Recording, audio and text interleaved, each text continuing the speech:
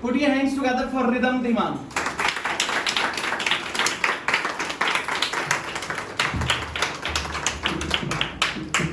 Of course, a very good evening to sir and all present here. I am here to discuss my views on the topic, the problem faced by students in their life.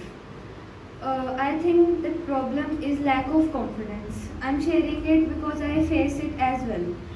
Like some students are really confident and talkative, they feel free to ask their doubts and feel free to ask their educator anything. That's a good thing, but on the other hand, some students are not really confident, not feel confident to putting their point of view in front of their teachers.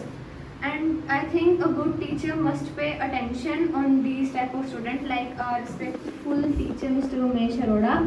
He is really trying hard for this. Thank you, sir, and all. Thank you. That's great. Put your hands together.